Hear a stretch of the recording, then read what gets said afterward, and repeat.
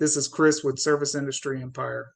This is our Build, Grow, Maximize podcast, where we help you build your brand, grow your business, and maximize your potential. Today, I have a conversation with Megan Beattie with Megan Knows Marketing and Tony Hody and Associates. We talk about how your website, social media, and door knocking can help you generate leads, and how being consistent can help you build your brand and maximize your marketing and sales strategies. Here's our conversation.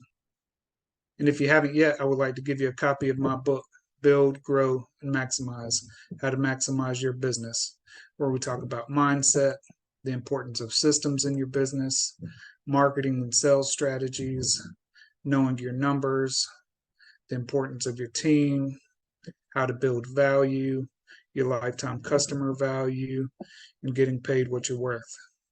If you'd like a copy, just go to serviceindustryempire.com/book and register, and I'll send you a copy. Hello. Hey, Megan, how are you doing? Good, Chris. How are you? I'm doing well. Good. I appreciate you coming up here and talking with me today. Absolutely. I started, I guess, following what you were doing with some of the stuff you were doing with Brian and the wealthy contractor. Oh, yeah. Yep. Been on there a couple of times. Spoke at Accelerate this last year, which is his big event down in Florida. So I'll be there speaking again this coming February. So yeah, it's been a fun ride. The lead generation and sales end of our business has been something that has pretty much been my entire life for the past 20 years. So okay. All right. Speaking of lead generation, I think that would be I guess what would be the top 3 lead generation things that you've seen with some of the companies you worked with? yeah, I mean, it's very dependent on size, and so, I've worked with some companies that are doing $1 million in business a year, and my own residential fence company that I had for 3 years, I mean, that was no different. We started out doing about $1 million, and so I think I'll talk about that. I think that the lead generation, when we're really in the pivotal spot of 1 million in net annual revenue to like 3 million, there's certain foundational things for lead generation that we should have put in place, right? And so one of the ways that I built our entire lead generation when we opened our fence company, which was in 2020, is actually the very beginning during COVID. We opened a residential fence company, my husband and I.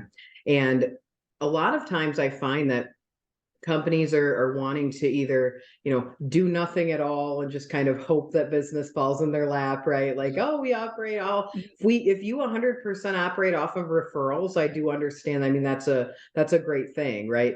But that would tell me that we're not putting money into finding other types of lead sources, right? And if that's all you need, then that's one thing. But I would also say that, the day will come where we need some more marketing and some more leads coming in, right? So we built our, when we started out in 2020, the first thing we did was put up a social media page, and then we got a website immediately, right? And one of the things that I think companies can do for a very low cost, especially when they're smaller, is if they would use their Google business listing like a social media page, and they would upload all of their pictures. The Google spiders like that, right? The more fresh content it sees coming in to your Google page, the more it looks for you. And that's a way you can do it without any sort of organized SEO, without paying a big marketing agency. Those are things you can do on your own to increase visibility when people look for you. Because and that's one thing I found too, Chris, sometimes people haven't even claimed their Google business listing. Sometimes smaller contractors don't realize the power of that, right? And so the truth is that today, in today's market, if they don't find you when they Google you, if they don't find something positive, you're dead in the water, right? We have to at least claim that listing, and we have to, that gives us the visibility, and it really gives you legitimacy that you're a real company, right?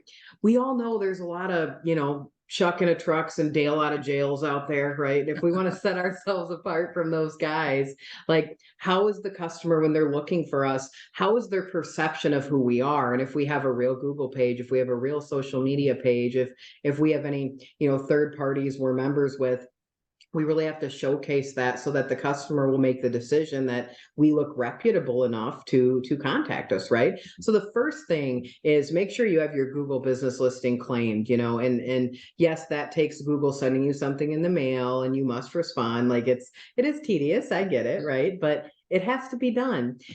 40 years ago, 50 years ago, companies named themselves triple A or double A so they could appear first in the phone book, right? Yep. In the yellow pages.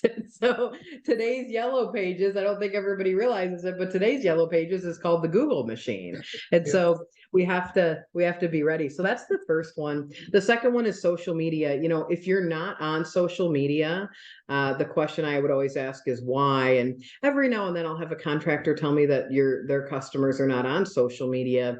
And I got to tell you, that is absolutely incorrect. And sure, the different platforms have different age ranges, but the truth of the matter is it's more likely that you have a senior citizen on Facebook than it is you have a millennial on Facebook today.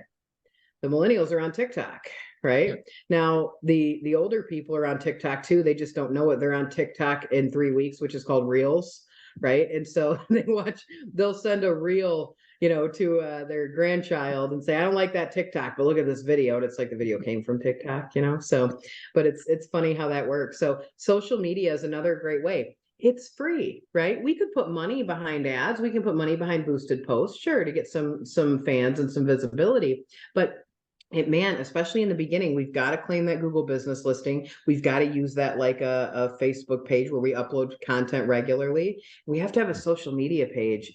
The other thing that's very underrated, and I get a lot of great banter back and forth with people all around our industry is, door knocking. Door knocking is not dead. People think that it is, and those are the people that just don't have the guts to do it.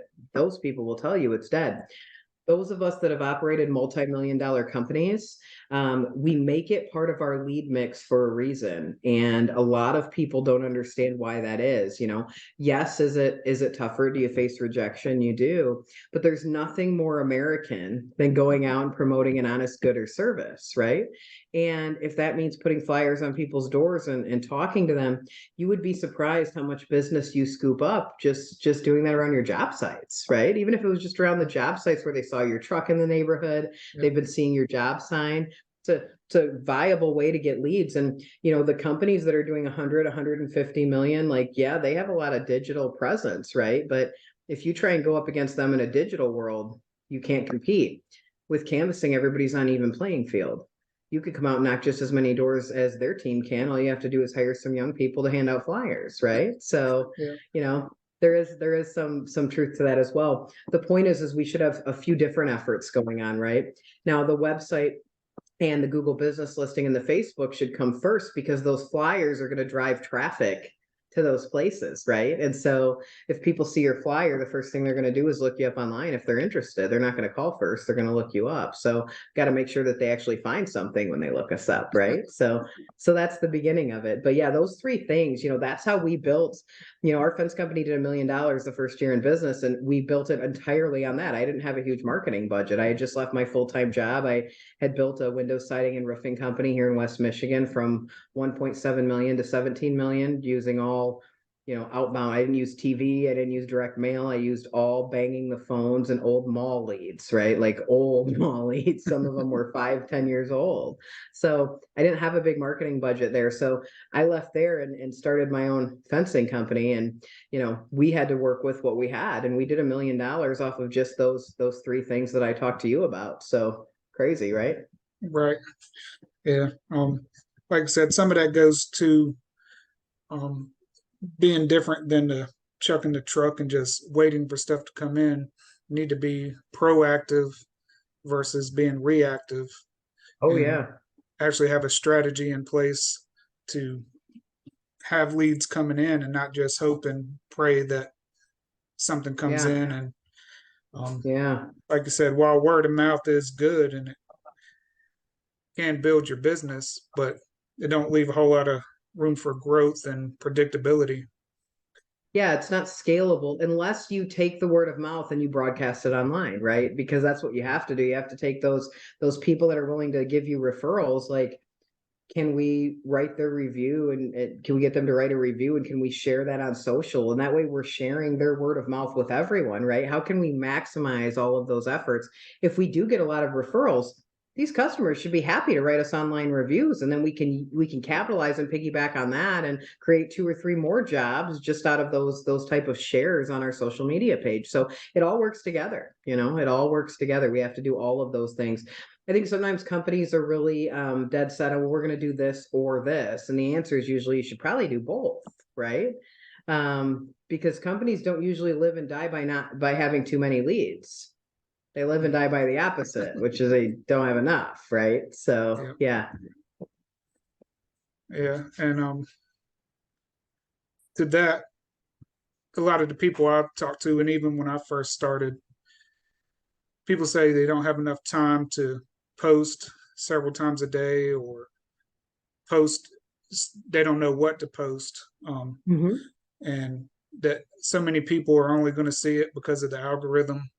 But to me, that means you need to be posting more and more, so the more people will see it, and not be so hesitant on bringing your stuff. And because you're social media, social media, you're promoting social proof, and all these people that you're dealing with, like you said, if they can bring in their perspective and tell their story about their customer experience and their customer service they received, that's going to go very well into building your brand and getting you out there.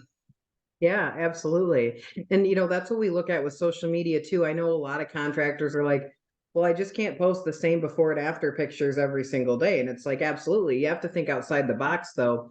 Like there's ways that we can incorporate other types of shares and other types of content that can still reach our target audience, right? One of the books that I read very early on about social media marketing is by Gary Vaynerchuk, and it's called Jab, Jab, Jab, Right Hook. The right hook is the ask. The right hook is when you say, hey, call me for your free estimate, right? But there can be several jabs on the way to that right hook. What does the jab look like? Well, for us with fence, what we found out was people installed fences for one of 2 reasons. Number 1, love their pet. Number 2, hate their neighbor. Either one, I don't judge, right, Chris? So I would share things about pet safety because it's related to people that want fences, right? If I saw that there was a big article about how the electronic fence was dangerous, check out this article on why a traditional fence is the way to go for the safety of your pet, right? And a lot of people will say that about the algorithm, Chris, and we found a way around that. My husband is very smart when it comes to social media marketing, and one of the things that he was doing for years with his own businesses, and we adopted with our fence company, was you have to join groups, because the group sees the post. So if you join community groups in your area, so if you're in, like for us, we're in Kent County and our city is Cedar Springs, Michigan. So we join all the Kent County groups, all the Cedar Springs groups, all the surrounding towns, any town that's in your service territory. You join those community groups, the garage sale groups, for us, we join pet groups too, right? Because again, love your pet or hate your neighbor. We actually joined a bunch of marijuana grow groups because they need 6-foot fences or they can't grow their crops. And so we have to kind of think outside the box, like, where are the people that need my product existing, and join those groups. And then if we share our posts into those groups, that's free. That costs nothing. It's just our time, right? And so a lot of times I find, it's hard when you're working in the business, but you have to find a way to make time to work on the business, even if that is, and the key to it's consistency, Chris. Like most companies, what ends up happening is like they don't have any leads. All of a sudden they're in dire need and they're like, oh, let me post. Well, if we had just spent an hour a day 5 days a week, so 5 hours a week, if we had spent that doing that consistently, we wouldn't have ran out of leads on the back end. And so we have to find a time to do that consistently. Or if we know that we are the head installer at our company and we know that we're out in the field working, then we have to hire someone. You could get an intern from a college to do this for you for job experience, right? That's inexpensive, and they know social media probably better than you do. So we could get them. I hired a lot of interns out of college and taught them a lot of great skills that they, learned about marketing for their future. So, but we've got to find a way to get it done, and we have to make sure it's in consistent fashion, right? The consistency and or lack thereof is what kills us with social media marketing. But I hear those same grumbles that you brought up. We don't have time. My customer doesn't, look at it, or we have to definitely make the most out of that by utilizing groups. And then if we even had $100 budget a month to do some sponsored boosted posts, right? I remember one of our most successful ones with our fence company was we boosted a post geographically right around a job site. So I've got the trucks out front, I've got the signs in the yard, and it was on a busy street in a major city close to us. And so on that day, I boosted that post right around that job site. And I had people commenting, "Oh, I saw this on my way to work. Oh, I had this." And I was like, "Oh, it's catching fire." And then I'd share it into the group. So, there is a way, even when we're working with small budgets or we're working with very little, there's always a way if we try to just kind of think a little deeper and think outside the box. Right.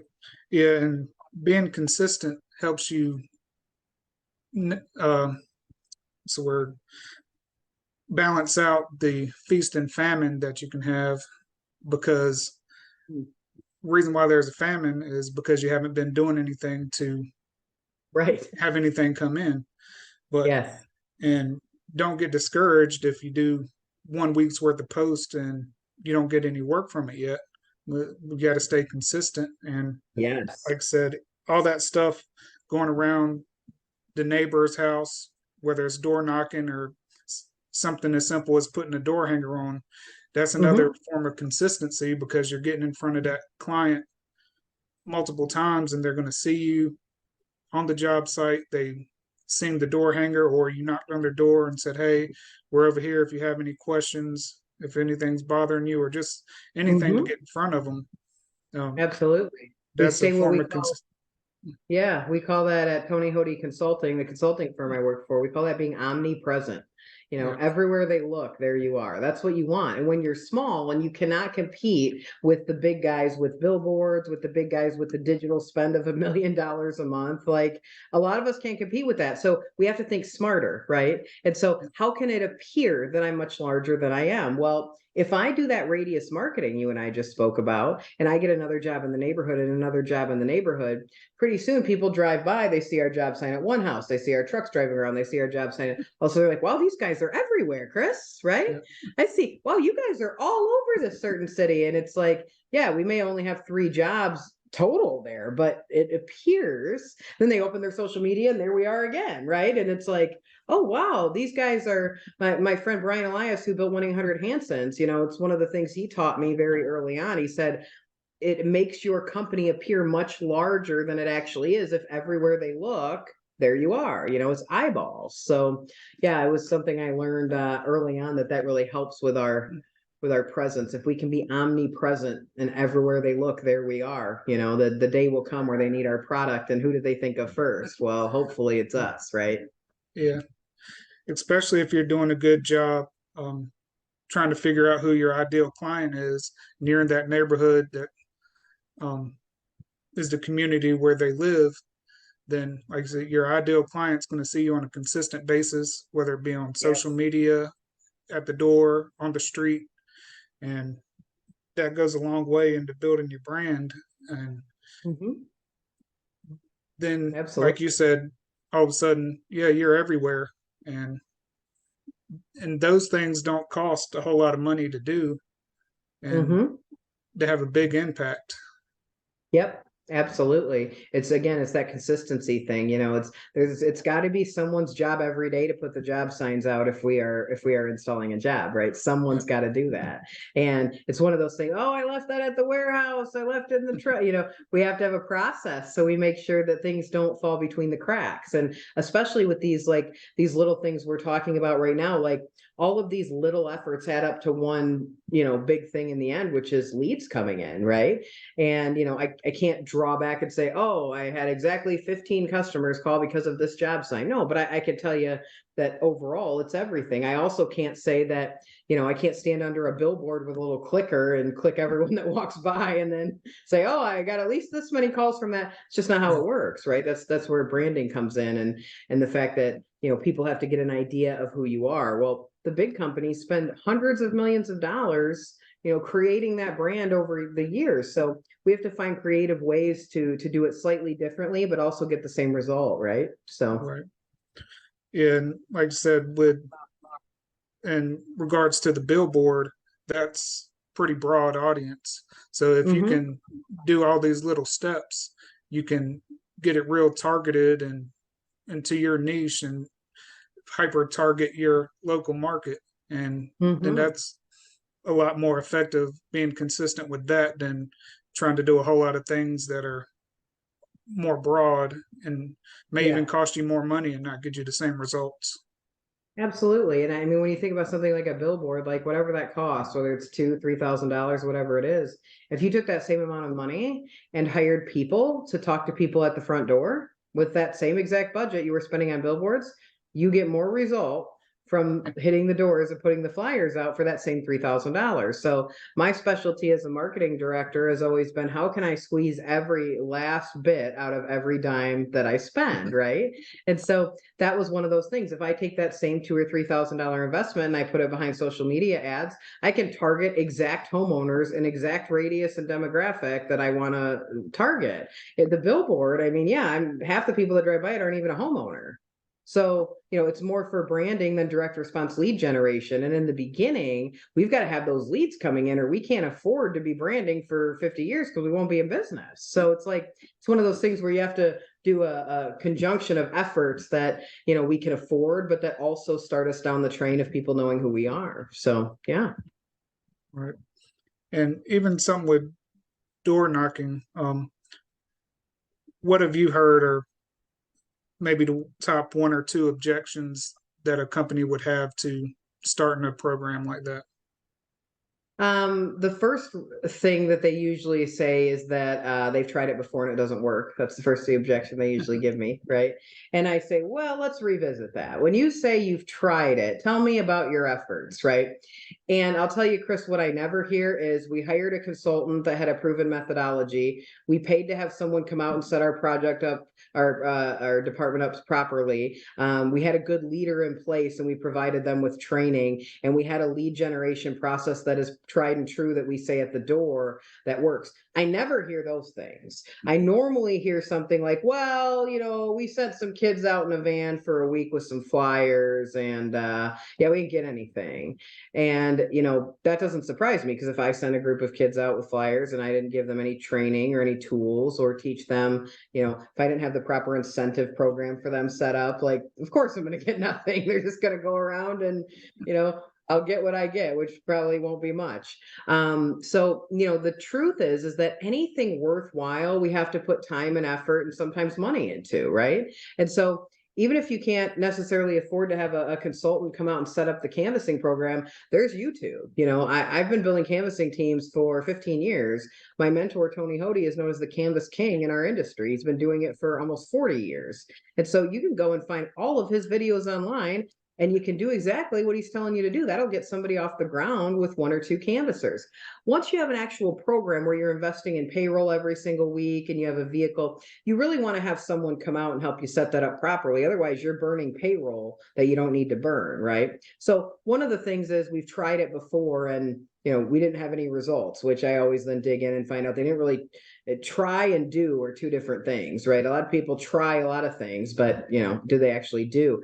anything in our lives that we have that's worthwhile is going to take time and effort. And so canvassing is no different than that. The other thing I hear is that low closing rates. People have done canvassing programs before, and then the sales team doesn't know how to close them. Well, most of the time that is because the sales team is used to easy referral type of leads. Okay. Canvassing leads are not referral leads. Canvassing leads, we're literally surprising these people. We're knocking on their door. They have no idea we're coming. Some of them never thought about our product a day in their life until we knocked on their door. Quite different than someone that says, hey, you did Johnny's roof and we want you to do our roof. Please come out. Much different, right? And so sales teams complain. It's sort of like a vegetarian that all of a sudden we start giving them meat, right? And they have bathroom problems, right? They start to get sick a little bit. Sales teams act the same way when they get a canvassing lead because they don't know what to do with it. Now, if they hired someone or learned about the canvassing lead and the nature of it, they would find out that those people can be converted into sales as well. But there are certain parts in the selling process in the home that have to change. The first thing that has to happen is our need uncovering step, the urgency for this project. That has to go way up because the customer wasn't planning on doing this project when we surprised them at their door. Not that they won't eventually, but as we know, homeowners are great procrastinators.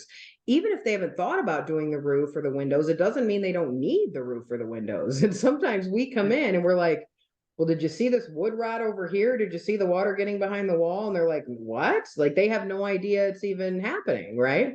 And so we have to do a really great need uncovering step when we're in the home. The needs analysis must go way up. On a referral lead, the need's already established. They called us. They were excited. They wanted our product. They saw us on social media. They reached out to us directly. It's a different type of lead than a canvassing lead. So the other complaint I always hear is we can't close them. We wrote 20 leads, but they never materialized into anything. We didn't make any sales. And so we just have to make sure that whoever's running the appointments is equipped with the fact that these people are going to meet you at the door and they're going to say, just so you know, I'm not buying anything today, right? I mean, I've been on the sales end of the business too, Chris. So I've showed up and they're in the driveway on in the porch. They're standing there with their arms crossed and arms up as soon as I get out of the car, just so you know, we're not buying anything today, right? Famous last words. And, 3 hours later, you walk out with a check and you say, oh, that wasn't so bad. So, but, we have to make sure that the person that's running the leads is equipped with the idea that, hey, that doesn't mean that they won't buy, but people only have one fight in them. If they put the fight up at the door, the close isn't going to be a fight if you can get there. The struggle is going to be getting to the close. We got to make sure that they're seeing the urgency in the project. And a lot of times on canvassing, we have to create some of that urgency or really, sort of what I call twist the knife because it hurts. They know they need a roof. They know they need the windows, but it doesn't hurt bad enough that they're ready to write a check today. Yeah. And that's the part that we really have to, talk about. We have to walk them through what I call sequence of events where, hey, Mr. Jones, you always have the option to do nothing, but let me ask you a question. With the windows being fogged up the way they are, if we do nothing, do you think they're going to get any better or are they going to get worse? Well, they're probably going to get worse. Right. And if they get worse and we have any other issues, I mean, is that going to cost you more money or less? So we have to walk them through sort of a list of questions to get them to really see that the urgency is the key. And the canvassing lead just, you'll run into a lucky one here and there. That's like, oh, we're just talking about windows. And, those are the gimmies. But most of the canvas leads are taking the estimate because the nice kid on the porch, they didn't know how to say no to him. And we're already convenient. It's in the area. So, we just have to keep that in mind that they're just at a different point in the buying cycle. So that takes a certain level of salesmanship that we may or may not be prepared for. So. Right. Yeah. Going back to what you said, if you're going to maximize the leads that you have coming in, you're going to have to also maximize what you're doing on the sales process. You can't expect a higher quality lead to come in and then not step up your sales game because you're not going to be able to handle what you're doing.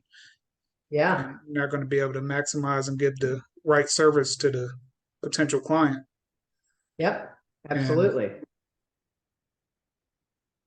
it's like you said, it's easy to do referral sales because they already 80% know, like, and trust you just because they have somebody else.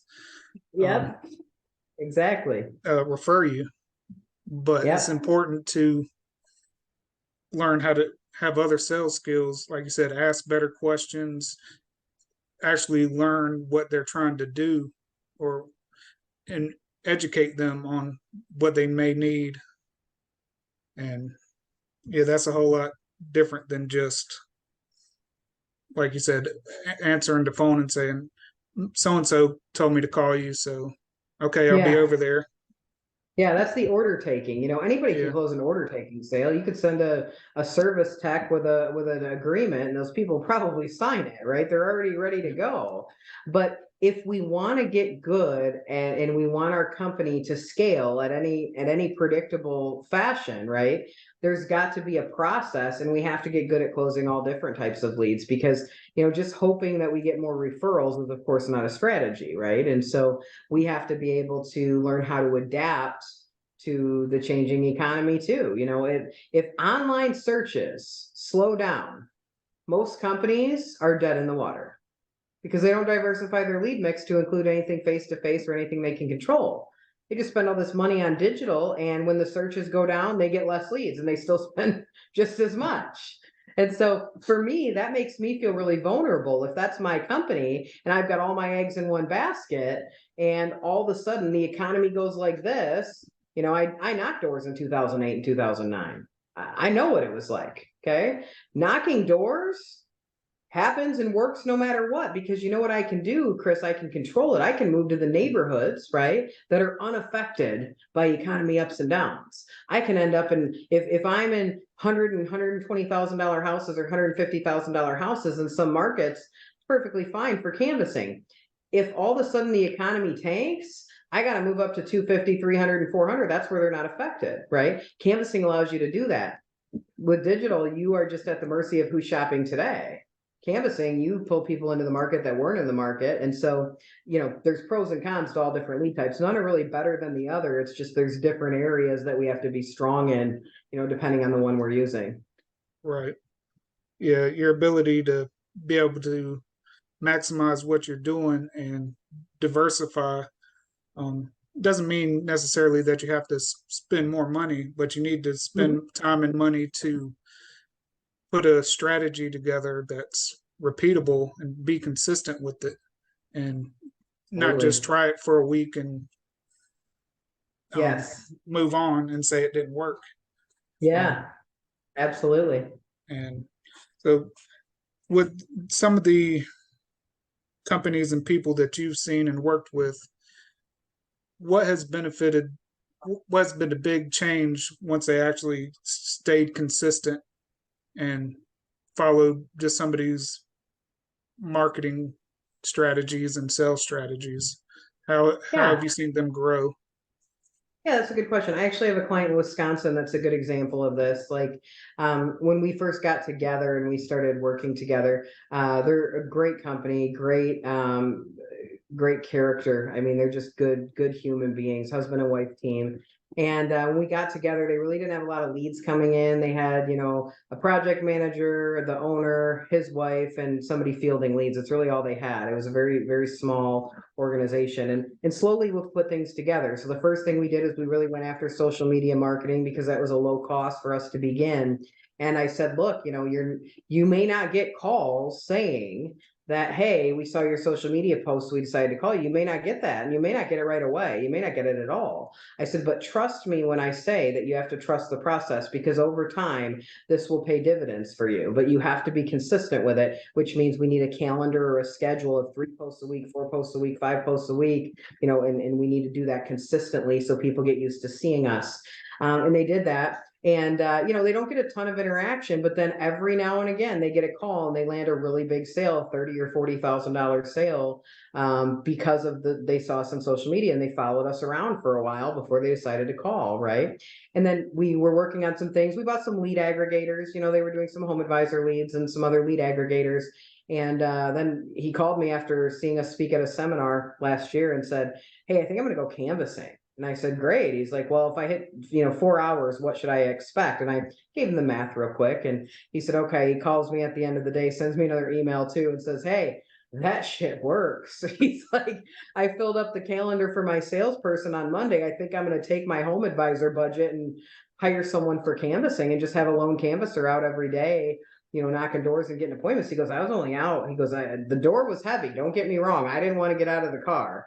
He's like, but I listened to what you said. And I said, if I could just hit this amount of houses, he goes, I wrote 3 appointments in an hour and a half. He's like, it would be silly for me to pay home advisor the amount of money I'm paying them and then have these leads come in. I'm only going to convert 20% of them into appointments, and when I can go out and do this in a couple hours, like, this would be silly, right? And so that was really a cool thing to watch. That now their business is really, I mean, they're going to do over $3 million this year, so it's been really great watching them grow this way. And we started very small with very small steps, but man, they have been diligent and consistent in those social media posts, and now putting in canvassing, and it's all coming together for them. And now when you're at 3 and 4 million, you can afford a digital budget. Now you can then go and get a great SEO company that'll make sure that you start showing up. You'll get a pay-per-click endeavor. You can afford to, but when we're really small, we need to focus on those efforts with maximum payback that we can just do a lot of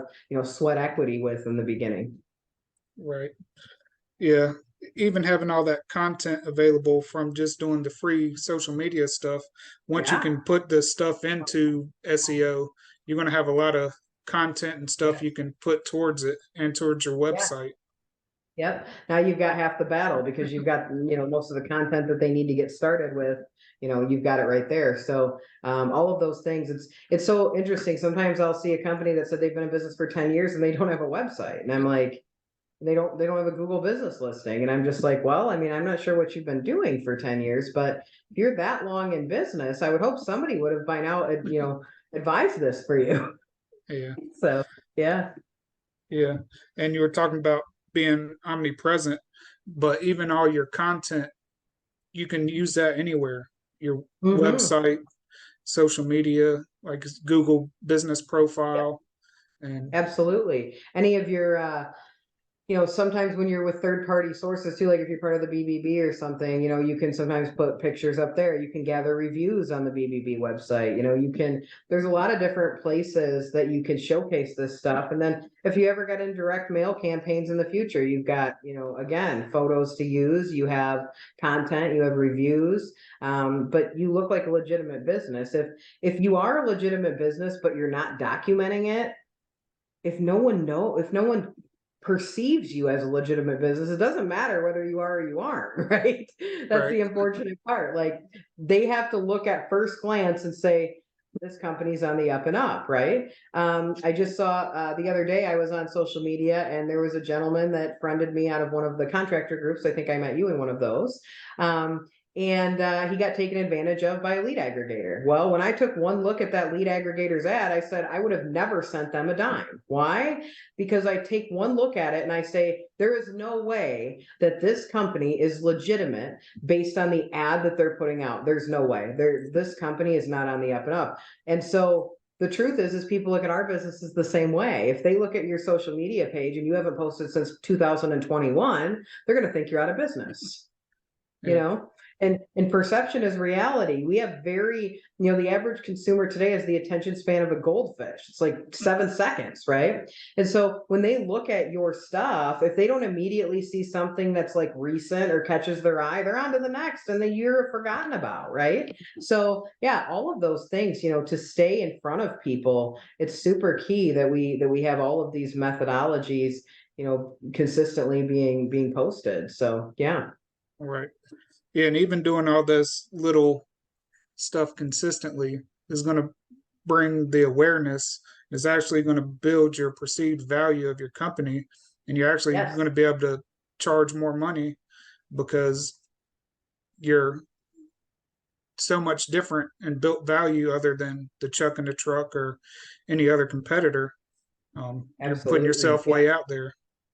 Yeah, well, the window siding and roofing company that I helped build here in West Michigan, I was there for 11 years. We were the highest priced on everything. I mean, windows, siding, roofing. We're selling roofing at over $2,000 a square. Now it's stone coated steel. Don't get me wrong; it's metal, so it's going to be a lot higher, right? And we got that price. And so many contractors beat themselves by thinking that they can't charge more. The truth of the matter is that if you don't charge enough, you won't close either. Like I have a couple of bath companies that I've worked with, and we actually found we raised our prices. One of them raised their prices 11% in 1 month, and we had a higher closing rate the next month. And they were like, all the salespeople were afraid, right? Because they're already like, oh, people are saying we're too much already. And it's like, if you haven't realized it's not about the price, the customer says it's too much no matter how much it is. So if you're 5,000, it's too much. If you're 10,000, it's too much. If you're 20,000, it's too much. You might as well be 20. You're too much regardless. So you might as well make money on the ones that will buy.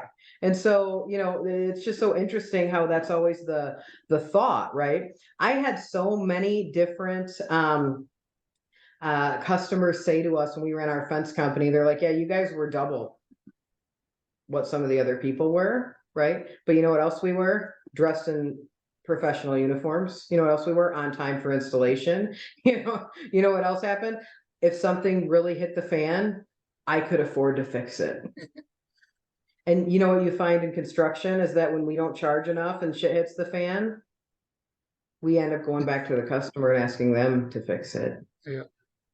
And that's unfortunately not a good way to do business, right? If I charge enough, there's a lot I can do for my customer if worse comes to worse, and I can make that experience better for them, right? I can't do that if I'm the cheapest guy out there. There's no money in the job I'm barely paying payroll. Well, I mean, there's no money in the job to be able to do anything nice for the customer. So how do I get their business a second time? I don't, right? Yeah. And so it's interesting because everybody's always obsessed with this whole price thing. And look, I'm used to being the highest in my market, and I'm not afraid of that. If we don't charge enough, it looks suspicious. There are times where I would go out and bid fence jobs, and they told me the other company came in at XYZ, and I said, that's interesting because that would never even cover the materials. Yeah. Which means that if you gave them your money, you may not ever see them again. Well, heard those stories. Yeah, like you said, it allows you to be able to give a better warranty, a better guarantee, a better customer experience altogether. Absolutely. Yeah, and you're not sitting there scrambling at the end of the job, trying to wondering how you're going to pay your guys because you didn't charge enough. And well, and that reminds me of a story. I had this local fence company we were competing against, and they were quite a bit cheaper than us, right? And I will never forget the day that one of the customers called us, and they said, I know you guys were a lot more, but I think we're going to end up going with you. We went with such and such, and his work truck broke down, and he said he can't do our installation now because he can't afford to fix his work truck, so he can't afford to get there. And Chris, I turned around, and the day before, guess whose work truck broke down? Mine. Guess who could afford to go get a U-Haul to haul the materials if they had to for one day because they charge enough? Me. So my customer didn't know any different. This customer, on the other hand, ended up in a bad position because they gave someone a deposit. And, we all know the story of companies that are, buying yesterday's money, today's materials, right? And that's not how we want to be. And so, that's just another great example of, I'm like, well, that's what happens when you go with the cheapest guy. He can't afford to keep his tools and his vehicles running, right? And so, you've got to look at that. Like, if you want to make sure you get a job well done, I don't hear a lot of horror stories from people that paid too much. I only hear horror stories from people that didn't pay enough, right? So, yeah.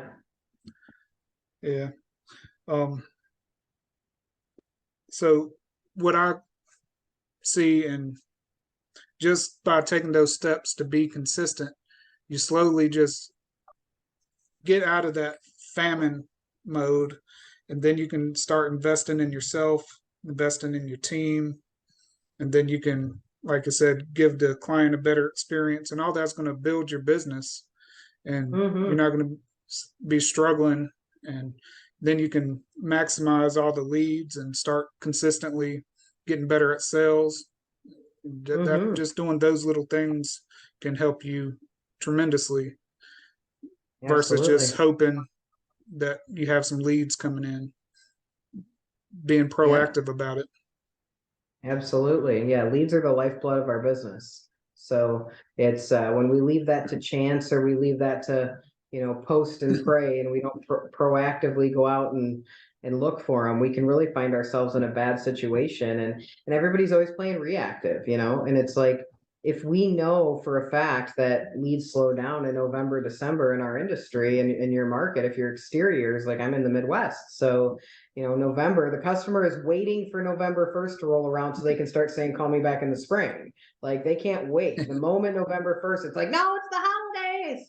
We can't do anything till January, right? If we know that's coming, like shame on us to not prepare, right? Like that's not a new theory. They've been doing that every year for as long as I can remember. And so, we should be preparing for that. We should know that the lead dip is coming, and we should find a way to make sure that we're on the other end and we still have enough leads, whether that's doing a fun Christmas contest on Facebook, whether that's doing a turkey giveaway for Thanksgiving, whether that's doing a costume contest for, Halloween. There's a lot we can do with that. We just have to think ahead and be proactive. So, yeah. Right. And like I said, doing those little things and actually charging the right amount, you can do stuff like that and Yep. build your community and do things for your community or your clients that you definitely Yeah. can't do if you're not even making hardly enough to pay your payroll and your labor, and you don't have anything hardly in the bank at the end of the week. Yeah. Um, is one of those perceived as a catch-22 situation, but you just got to be out there and be consistent and Yeah.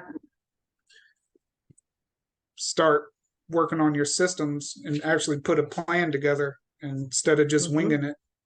And then you Yeah. can definitely make a big difference. Absolutely. And, money isn't everything, but here's what it does do. It gives you options.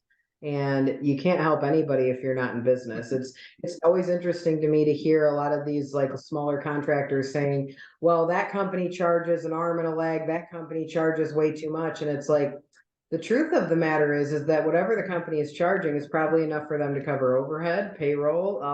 There's a lot of costs that until you own a business, you don't really see, like a real business with overhead, showroom, vehicles. Like there's a lot of things to consider there. And here's the thing, the more that we do, the more that we can give. But if we can't even, bare minimally keep the doors open, well, we can't help anybody. We can't give back. We're not going to be very good on warranty in the future if we're not in business, right? So it's always interesting how, I'll hear contractors say things like about the big companies charging too much. And it's like, they know that they've got service coming down the pipeline and they've got to have money to be able to take care of these warranties they promise. So they're not in business, they can help no one. And all the warranties they promise people are all gone. It's a good old tail light warranty, salesman's tail lights leave the driveway, warranty's gone. It's like, no, we don't want to be in that boat, right? So you got to charge enough to be able to not only stay in business, but grow and scale, because our mission might be home improvements, but usually most of us have a deeper mission that, involves helping people or giving back or providing just a great work opportunity for our community, whatever that might be. But if we don't make money and we're not profitable, there's nothing, we can't do anything. So it's important. Right. And if you can't make the time to do some of these things that are low cost, Mm-hmm. then what's going to happen to your money? You're spending a whole lot of money on something else, but you're not Mm-hmm. consistent with it. You're just going to waste it. Rather than Absolutely. just slowly be consistent is a whole lot better than just the shotgun approach and just hope something sticks. Yeah, absolutely. You see that a lot with Lead Aggregator. It's really tempting to go on Thumbtack or Home Advisor and buy leads. And it's not that you shouldn't, like that might be the right fit for your business. But I always ask people a few questions, before you decide to buy Lead Aggregator leads, who's going to answer the phone? Who's going, like, do you have anything set up to handle the back end of that? Well, I mean, I'll answer the phone. I'm like, but you're on job sites all day.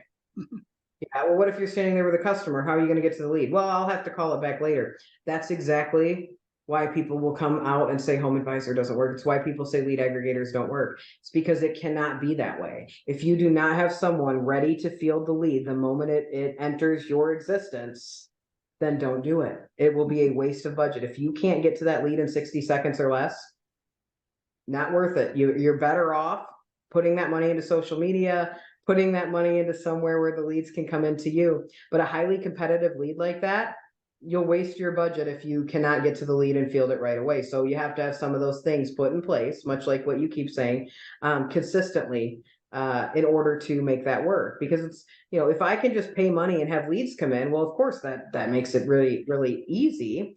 But, then we have to worry about the conversion end. I'm on the back end. I work with, when I look at all these companies, I've worked with over 100 companies in the USA and Canada now too. And I come in and they're spending all kinds of budget, and I'm like, well, what are your conversions? And it's like 8%. I'm like, who said this was okay? Like, who decided that 8% was acceptable? Well, we don't know. We just drove lead. And I'm like, right, because what we did is we pulled the trigger on something that looked like easy money coming in the door, and we didn't realize there was a lot of work involved on the back end, right?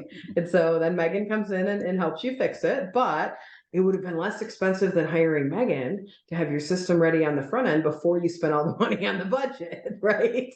So so sometimes we have to come in and fix it when it's already a little bit broken. But you just want to ask yourself, when you go to put a lead process in place for yourself, whether you're small or big, how is this going to affect every other area? What things do I need to have put in place to support this lead effort, right? And if you don't have anything put in place to support it, then you may want to think about something else. You may want to consider doing something else that's a little more, hands off, because lead aggregator leads are not hands off. You have to be on top of them 24/7. So, yeah. And I talk to a lot of people, and they have the mindset, well, if they call and I don't answer, they can just leave a message, or I'll get back to them when I get back to them. I'm busy. And then they wonder why all the stuff doesn't work. Exactly. Exactly. And I'm sitting here going, okay, so what you're asking the customer to do is jump through hoops to get a hold of you. The customer 20 years ago, 30 years ago would do that. Yeah. And so that's the difference, though. That's what you just said is so true, but it's the old school mentality. It's the older contractors that say it. And why do they say it? Because that's how people used to buy. People used to call you, leave a message, and then sit by the phone and wait for you to call them back. Today in 2023, consumers, the internet, everyone having this in their pocket has spoiled every person on earth. So the minute they don't get what they're looking for from the first phone call, they don't leave a message and hope you'll call them back. They go to the next, and whoever answers the phone wins. Whoever gets to them first wins, because our consumerism is now obsessed with immediate gratification, right? All the businesses you look at that are winning in today's market, right, are the ones that provide something faster and easier than someone else. Blockbuster Video should have come up with Redbox. Yeah. Blockbuster Video should have been the one to invent Netflix, and they were not. Someone else built a better mousetrap. It made it quicker and easier and faster for the customer. Therefore, Blockbuster's out, Netflix is in. Streaming services as a whole have become a giant billion-dollar business built off of the backs of consumers being impatient. So if you think they're going to call, leave a message, I got to tell you, Jeff Bezos, who will have something delivered to your house by drone by the end of the day, begs to differ, right? And so when you think about it from that perspective, it's not that, that probably worked 20 or 30 years ago. It's just not how consumers buy today. Today, they want it now. And if you're not answering the phone, you're dead to them. Right. Yeah. And just by having that mentality, you're not putting the client first in their experience and correct what they're going or their needs. You're putting your needs first. And that's, you got to have a growth mentality and not be stuck on what worked. Just you got to make it easy for them to give you their money. Absolutely. And the more things you ask them to do, the less leads you get. And that's with everything. That's even with digital. Like if you're getting a digital lead and you send them to your website, if your website does not pop up a form almost immediately for them to fill out, your bounce rate increases. People leave the website, never see you again, because you have to make it as easy and headache-free as possible. It's also a proven fact that the more boxes you ask them to fill out, the less leads you get. If you ask for just email address, you're going to get more than anything else. If you ask for email address and name, you're going to get a little bit less. If you ask for name, email, and phone, you're going to get a little bit less. So, that's because you're asking the consumer to do the work.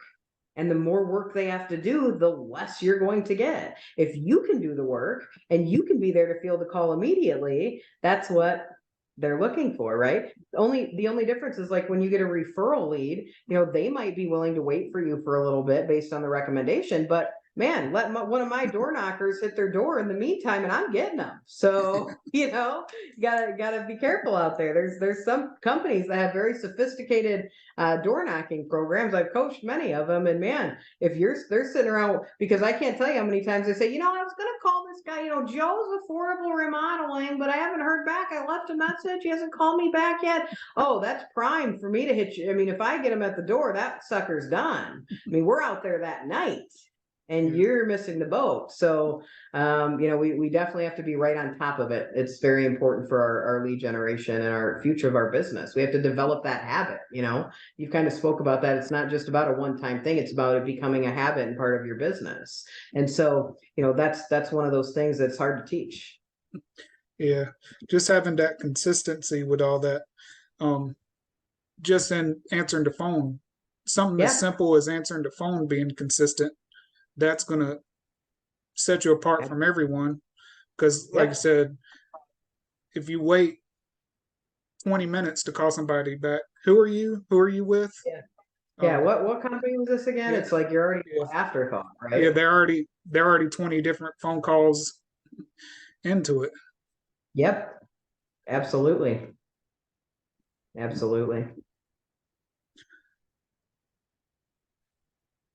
All right, well, I appreciate your time. I think that's a lot of value and information that people can get, just being consistent and be able to maximize your marketing and sales systems,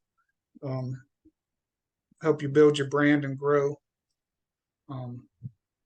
Yeah, absolutely. Thanks for having me, Chris. I appreciate it. If anybody wants more information or has a question for me that watches the podcast here, you can feel free to email me at Megan, MEGAN, at tonyhoty.com, TONYHOTY.com. And I'd be happy to get back with you. And, I do a lot of emailing back and forth with people that aren't my clients and maybe never will be. But, I feel like it's my mission that I've paid a lot of dumb tax and learning how to do it over the years, Chris. So I give a lot of that back just to, if I can help somebody out and give them a little information, a little tidbit that helps them, I'm willing to do that. So reach out if you need help.